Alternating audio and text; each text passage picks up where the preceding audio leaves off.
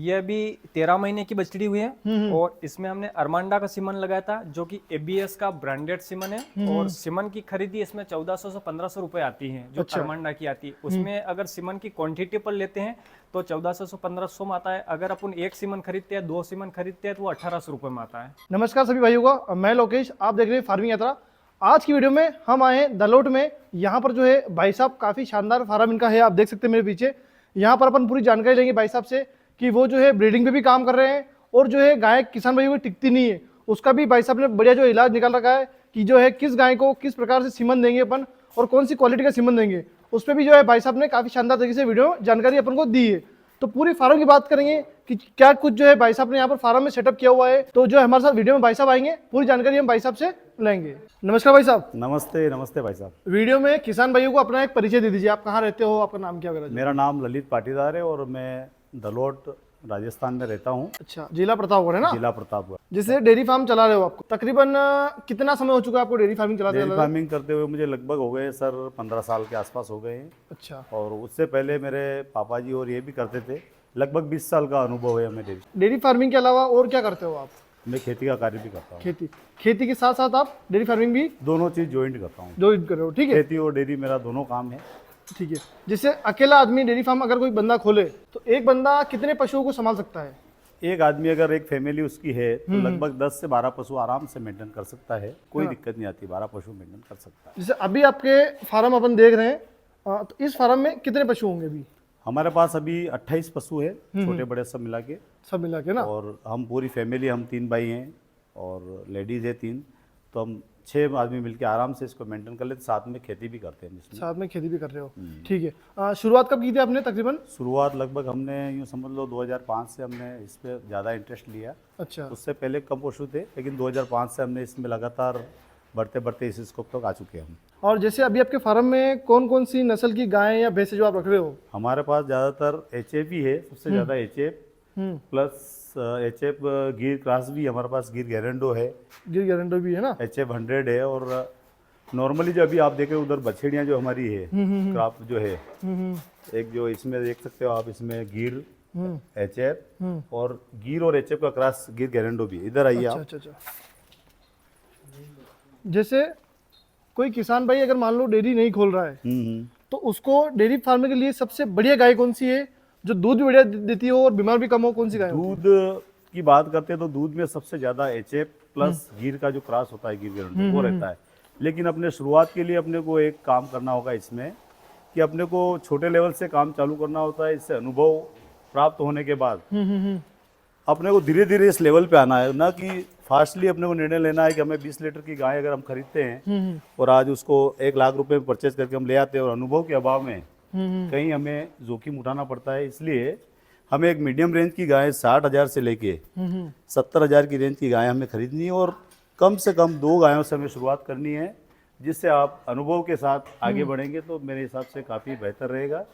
और समय आज यही कहता है कि लिमिटेड रहोगे तो सीमा में काम रहेगा तो अच्छा रहेगा, और अनुभव के बाद आप बड़े स्तर पे कर सकते हो। कि मुझे 17 साल में जाके इसी स्तर पे हम पहुँचे हैं और मुझे राजस्थान सरकार ने पिछले 2023 में मुझे जिला लेवल पे पुरस्कार भी सम्मानित भी हुआ था। मैं जयपुर गया था।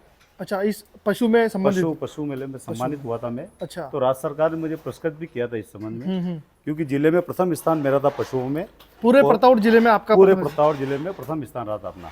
तो जैसे मतलब एकदम से करोड़पति बनने का सपना नहीं देखना है किसान भाई को इस डेयरी फार्म में ना? मैं किसान भाइयों से एक ही गुजारिश करूंगा कि सपने बड़े ना देख के छोटे लेवल से शुरुआत करे तो वो आगे बढ़ जाएंगे। अच्छा। अगर वो ज्यादा अचानक से अपने मन में ला के यार हम करोड़पति बन जाएंगे डेयरी फार्म से, ऐसा नहीं होता है। उसके साथ में अपने साथ घर की खेती भी होनी चाहिए, थोड़ी भूसा वगैरह अपने घर का हो जाएगा तो सिस्टम से चलेंगे तो बढ़िया इसमें स्कोप है। अच्छा। और आने टाइम में डेयरी का विशेष फायदेमंद काम है इसमें। अच्छा, जैसे आपने बताया तकरीबन 30 पशु के आसपास आपके फार्म में है। रोजाना का इनका मतलब रूटीन क्या है? सुबह से आप कितने बजे फार्म चालू होता है आपका? सुबह हम 4:30 बजे उठते हैं। 4:30 बजे के बाद में साफ सफाई करने के बाद में मिल्किंग होती है। लगभग 6 बजे तक हमारा प्रोसेसिंग समाप्त हो जाता है दूध मिल्किंग का। 6 बजे बाद हमारी टंकी लोड होके मार्केट के लिए चली जाती है। अच्छा, मतलब जो दूध आप बेचते हो वो टंकियों से गाड़ी के माध्यम से आप? बाइक से बाजार में सेल होता है, रिटेल पे जाता है हमारा दूध काउंटर पे कहीं नहीं जाता, हमारा रिटेल 2 लीटर 4 लीटर 5 लीटर तक सेल होता है। अच्छा, क्या रेट देते हो दूध आप? 50 रुपये लीटर में 50 हमारा रुपये। सेल आउट होता है। ठीक है। और उसके बाद जैसे आप बोल रहे हो 8 बजे आप फ्री हो जाते हो? 8 बजे हम इस काम से पूरी तरह निवृत्त हो जाते हैं। ठीक है। और सुबह सुबह जो इनके पशुओं के खान पान में क्या देते हो आप इनको? खान पान में हमें अभी जो नैवेद्य पशुआहार आता है उसका, और हमारे घर का जो पशुआहार तैयार किया हुआ है जिसमें गेहूं की चूरी और जौ, मेथी और ये मक्का, ये 4-5 आइटम मिक्स करके इस दलिया बनाया होता है। उससे उसके साथ में हम नैवेद्य देते हैं, उसके साथ में खल भी देते हैं। अच्छा, कुछ खल भी मात्रा देते हो। में। ठीक है।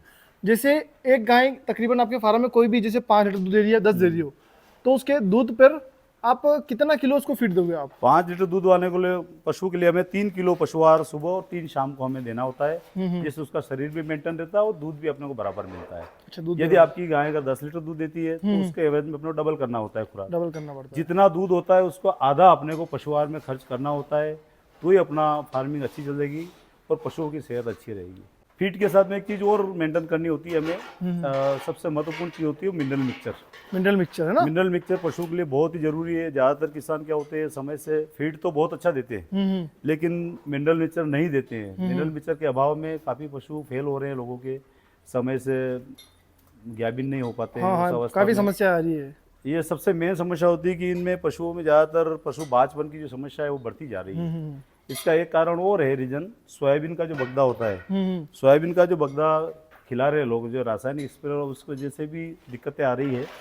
तो इसलिए अपने को ज़्यादातर मात्रा में सूखले का उपयोग करना है, गेहूं के भूसा का उपयोग करना है, न कि सोयाबीन का बगदा हमें खिलाना पशुओं को। जिससे जो पशु में बाँझपन की समस्या है वो नहीं आएगी। बाँझपन की समस्या से अपने दूर रहेंगे, क्योंकि आने वाले समय में ज़्यादातर पशु बेचारे जो नए जो होते हैं अपने अभी नए पशुपालक भाई, वो क्या करते हैं, पशु लाते हैं बहुत महंगे और अच्छे पशु लाते हैं, और फिर क्या है वो सोयाबीन का बगदा खिला के और फिर बाँझपन की जो परिस्थिति बनती है उसके चपेट में आ जाते हैं और कहीं न कहीं उनके बहुत बड़ा नुकसान होना है। इसलिए आप सभी लोग गेहूं का भूसा खिलाए पशुओं को और व्यवस्थित तरीके से डीवर्मिंग करवाए समय से। अच्छा, जैसे आप डीवर्मिंग की बात करते हो आप, है ना, तकरीबन आपके फार्म में सभी पशुओं की बात करते हैं अपन, तो कितने समय के अंतराल में आप इनकी डीवर्मिंग करते हो? लगभग 4 महीने में हमें हर पशु का डीवर्मिंग जरूरी है। 4 महीने में ना? 4 महीने में एक बार हमें इनका डीवर्मिंग करना जरूरी है, क्योंकि डीवर्मिंग से ही सारा सिस्टम चलता है, इनका डाइजेशन वगैरह मेंटेन रहता है, समय से वो प्रेग्नेंट होना, ये सारी प्रक्रिया डीवर्मिंग की वजह से होती है। अच्छा, जैसे कोई बच्चा होता है उसकी भी डीवर्मिंग करते हो आप टाइम पे? हाँ, बछड़ी जो होती है 6 महीने बाद इनका डीवर्मिंग का प्रोसेसिंग चालू रहता है। अच्छा, क्योंकि 6 महीने बाद इनका डीवर्मिंग का काम हम चालू कर देते हैं। छोटे बच्चों को उसको लिमिट में डोज करते हैं, बड़े को बड़े के हिसाब से करते हैं। आजकल कई प्रकार की मेडिसिन आ रही मार्केट में, तो हमें एक अच्छे लेवल की जो गोलियां होती है वही डीवर्मिंग उससे ही करनी चाहिए। जैसे भाई साहब आपके पास एक गाय खड़ी है, ये कौन सी नस्ल की है? ये HF प्लस गिर है। HF प्लस गिर क्रॉस ठीक है, अच्छा, क्रॉस गाय आपके सामने खड़ी, हाँ। खरीदी हुई है आपके फार्म की है? ये हमने परचेज की थी सर, 2 साल पहले मैंने परचेज की थी ये गाय। मैं 70,000 में लाया था। 70,000 में? 70,000 में मैंने परचेज की थी, और इसकी हाइट आप देख लीजिए, मेरे कंधे से भी ऊपर इसकी हाइट जा रही है। काफी जो शानदार इसकी हाइट भी है ना भाई साहब? हाइट है, और इसके साथ में पर टाइम 15 लीटर मिल्किंग इसका है अभी है ना फिलहाल में? अभी ये गाभिन अवस्था में है। अभी गाभिन है, तो कौन सा लैक्टेशन है अभी फिलहाल इसका? इसका चौथा वेद है इसका। चौथा वेद अभी है? हाँ, मतलब तकरीबन दूसरे वेद में आप इसको लेकर आए थे? सेकंड में हम लेके आए थे इसको। उस टाइम क्या दूध था उसको उस समय इसने 10-10 लीटर पर टाइम दिया इसने। पर टाइम 10 लीटर। इसकी माँ का जो दूध था जब आप लेकर आए होंगे तब कितना था इसकी माँ का दूध? इसका माँ का जो हाईएस्ट रिजल्ट रहा 17 लीटर पर टाइम था उसका। पर टाइम है ना? 17 लीटर का रिकॉर्ड उसने किया था। अच्छा, और इसका भी 17 प्लस ही जाने वाला है। जैसे चौथे में आप बता रहे हो अभी दूध था चौथे वेद में आपके यहाँ 10 लीटर अपने यहाँ 10 लीटर इसने 10 क्या 12-13 लीटर तक दिया इसने हाईएस्ट तक दिया है ना? अभी गाभिन कितने महीने की है? गाभिन हो गई सर ये, इसको लगभग चौथा महीना इसका। चौथा महीना। जैसे आप जो थर्ड लैक्टेशन में आपने इस गाय से दूध लिया, तब कितने महीने बाद आपने इसको जो है ऑफ कर ड्राई पे डाल दिया आपने इसको? इसको हमने लास्ट में 6 वीक छठे महीने में हमने इसको छोड़ा था। अच्छा, 6 महीने तक हमने रेगुलर दूध दिया और उसके बाद एक टाइम किया था इसको। और जैसे अभी ये 10 लीटर दूध दे रही थी, इसकी फीड में भी आप सेम बता रहे हो, 5 किलो फीड सुबह और 5 किलो फीड 5-5 लीटर 5-5 kg दोनों टाइम। ठीक है। अभी फिलहाल जो ये आप बोल रहे हो गाभिन है, तो आपने इसको बुल से क्रॉस करवाया या फिर सीमन का उपयोग? नहीं, सीमन का ही उपयोग करते हैं। सीमन क्या सीमन यूज करते हो आप इसके? सीमन में 2-3 वैरायटियां है जो अच्छी क्वालिटी के साथ में। डॉक्टर साहब बताइए कौन से सीमन हम यूज करते हैं? इसमें साहिवाल का हाँ सेक्सोडेट सीमन लगा हुआ है जो कि बछड़ी का सीमन है, और लगातार हम यहाँ नॉर्मल सीमन और सेक्सोड सीमन दोनों उपयोग करते दोनों उपयोग करते हो ना। तो जैसे ये जो क्रॉस गाय है इसके लिए जैसे कोई सा भी सीमन लगा सकते हैं, मतलब देखना पड़ता है बेस्ट सीमन कौन सा है इसके हिसाब से? हैं। नहीं, अगर जैसे ब्रांडेड गाय अपने पास है तो वो फिर क्वांटिटी के ऊपर ही काम करना पड़ता है, उसमें लोकल सीमन या फिर नॉर्मल सीमन लगाने से कोई मतलब नहीं है। अच्छा, बेस्ट से बेस्ट सीमन। सीमन अपन को ढूंढकर उसमें पहले से सिलेक्ट करना पड़ता है कि हमने इसको जब हीट पर आएगी तो इसको कौन सा सीमन लगाना, वो पहले से हम इसको डिसाइड करना पड़ता है ना। जैसे भाई साहब आपके पास जो है गाय खड़ी है ये वाली, ये कौन सी नस्ल की है? ये साहिवाल क्रॉस है सर। साहिवाल क्रॉस। जैसे आपके फार्म पे सबसे ज्यादा दूध कौन सी गाय दे रही है? ये वाली दे रही है? कौन सी दे रही अभी ये फर्स्ट नंबर पे अभी यही है सबसे फर्स्ट ज्यादा नंबर पे आपके milking फार्म की है? बिल्कुल सर। अच्छा, ये भी खरीदी हुई है कि फार्म की है? ये भी परचेज है। बाकी जो बछड़िया ये जो पूरी स्त्रीलिंग के सामने देख रहे हो आप, सारी बछड़िया घर की है। और ये जितनी भी गायें देख रहे हो आप पीछे, जितनी भी गायें हैं सारी मेरे घर की है। एक गाय और अपने पास HF 100 है, वो जो फर्स्ट नंबर बंधी हुई है, अच्छा, वो उधर कॉर्नर में है ना वो मेरे घर की है। हाँ हाँ। 100 है वो। अच्छा, जैसे बच्चे वगैरह भी आप तैयार करते हो फार्म पे? हाँ, बछड़े तैयार करते हैं ना। जैसे बच्चे आप दिखा सकते हो आपके फार्म पे, कितने उम्र की बच्चे आप तैयार करते हो फार्म पे आपके? आ जाओ आ जाओ। भाई साहब के फार्म पे जो है बच्चा देखते हैं अपन कैसे क्या जो है कितनी उम्र में क्रॉस करवा रहे हैं, कैसे क्या है इनकी जो हाइट और लेंथ है इनकी। हाँ क्या सर। क्या उम्र है इस बच्ची की?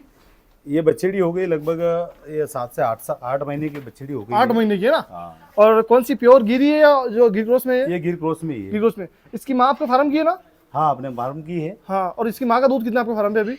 अभी मैंने जो अपने डिस्कस करे थे उसी की बछड़ी अच्छा, है, वो उस गाय की। जो वो गाय खड़ी है वो इसकी माँ है ना, हाँ, उसकी जो माँ भी है। 10 लीटर दूध दे रही है ना। और उसकी बच्ची है 7 से 8 महीने की उम्र है अभी इसकी। हाँ, ये देखो। तो भाई साहब अभी इसकी जो है डाइट में क्या रखते हो आप इसको? डाइट में हम अभी सुबह शाम दोनों टाइम मिनरल मिक्सचर और वही नैवेद्य पशुआहार जो है हाँ हाँ। वही हम अभी इसको दे रहे हैं नॉर्मल। अच्छा। और घर का जो मैंने बताया आपको पहले फीड तैयार किया वही 1 किलो सुबह 1 किलो शाम को देते हैं। अच्छा, जैसे इसके 8 महीने उम्र हो गई है, इसको आप क्रॉस करवाओगे हाँ, तो कितनी उम्र में क्रॉस कराना सही रहेगा आपके? लगभग यूँ समझ लो आप 18 महीने में क्रॉस हो जाएगी। अच्छा, 18 से कम नहीं करवानी चाहिए नहीं, ना। उससे जल्दी नहीं करवाते हैं। और इसके पास खड़ी है ये वाली, ये भी इसी रेंज की, ये भी वही लगभग सेम एज है इनकी। सेम है ना।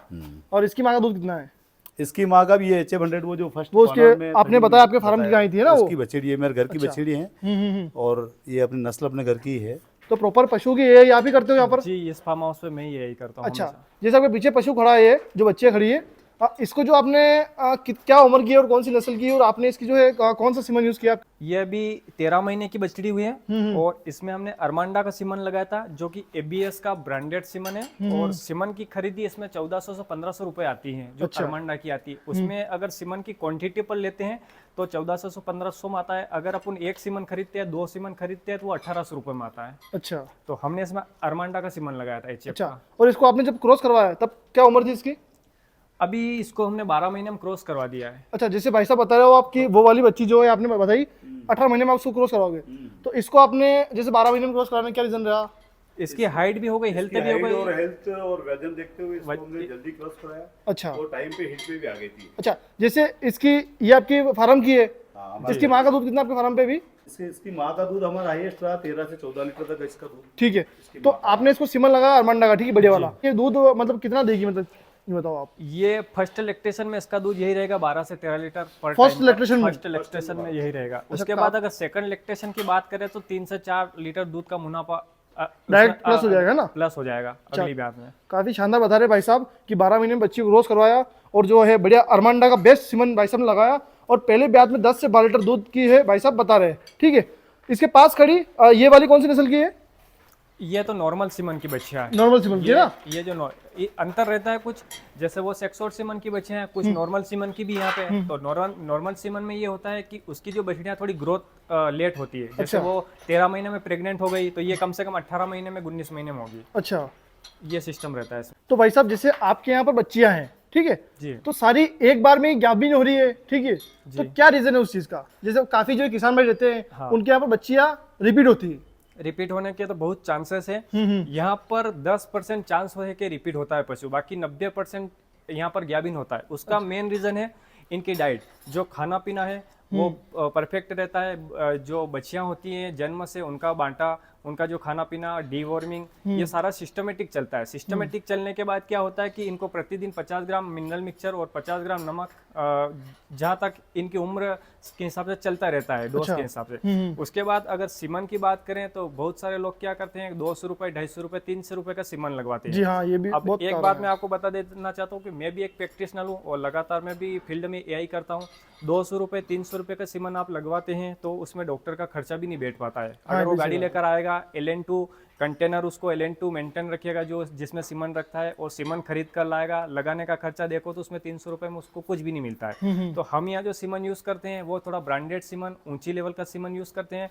और दूसरी बात ये है कि ऐसे फार्म हाउस पर जो पशु मालिक भाई रहते हैं, अगर रिपीट भी हो जाता किसी कारण पशु, तो वो डॉक्टर को ये नहीं बोलता है कि हमारा पशु रिपीट हो गया, हम क्योंकि वो सीमन सस्ता था, हाँ, है ना? क्योंकि सीमन सस्ता था। और ब्रांडेड सीमन भी कभी कभी रिपीट होते हैं, तो उसमें ऐसा नहीं कहा जाता कि यार डॉक्टर ने सीमन लगाया वो रिपीट हो गया, ऐसी कोई बात नहीं। आप दोबारा प्रयास करेंगे तो आप उसमें सफल जरूर होंगे। लेकिन जैसे ब्रांडेड चीज तो ब्रांडेड ही होती है वैसे, है ना? ब्रांडेड ही होती है। जैसे भाई साहब आप मेनली गायों पे ज्यादा काम कर रहे हो और भैंस तो आपने जो है 1 या 2 रखी हुई, उसका क्या कारण है? उसका मेन रीज़न यही है कि अभी सबसे दूध की जो बात करते हैं, दूध की मात्रा की बात करते हैं तो अधिकता गायों में रहती है। और दूसरा प्रोसेसिंग लंबे समय तक गायें दूध देती है अपने को। और भैंस में ये रहता है कि लिमिटेड दायरे में 6 महीने में भैंस दूध 4 से लेकर 6 महीने तक अधिकतम दूध देती है। उसके बाद फिर एक टाइम हो जाती है और उसमें अपने को ज़्यादा नुकसान होता है। और गायों में ये रहता है कि लंबे टाइम तक अगर दूध देती है तो अपने इनकम का अच्छा रहता है, खर्चा निकल जाता है फार्म पे, है खर्चा ना? निकल जाता है। जैसे अभी आप जैसे बता रहे हो कि आपके खुद की खेती वगैरह है ना, तो फीड का तो मेन आपका खेत का रहता है इनके, भूसा हमारा सारा हमारा खुद का घर पे सारा हो आपका खुद जाता का है। रहता है ना? जैसे भैंस की बात करते हैं अपन, तो ये भैंस कौन सी, मुर्रा ही है? ये मुर्रा है। अच्छा, मुर्रा। और कहाँ से खरीदी थी आपने? ये मैंने यहाँ पास में अपने जो धुंधड़ का हाट? धुंधड़ का हाट है अपने दलोदा का, अच्छा, वहाँ से अपनों ने परचेज की थी। है कितना दूध है अभी इसके नीचे? अभी ये 5 लीटर दूध दे पर टाइम। 5 लीटर दूध पर दे रही। और लाए थे तब वहाँ पर क्या दूध बताया था भाई साहब ने? उन्होंने मुझे बताया था 7 लीटर एक टाइम का देगी, लेकिन अपने यहाँ पे तो 5 लीटर दिया इसने। तो ये क्या कारण है कि वहाँ पर दूध ज्यादा निकला और यहाँ पर कम? ये व्यापारियों से लाए तो अपने को उन्होंने स्पष्टीकरण नहीं किया। अच्छा। वैसे इसकी जो कंडीशन लग रही थी हमें, 5 से इसकी जो दिख रही थी हाइट वगैरह, उससे हमें लग रहा था 6 लीटर तक देगी, लेकिन 5 लीटर पर टाइम का ये दूध दे रही है।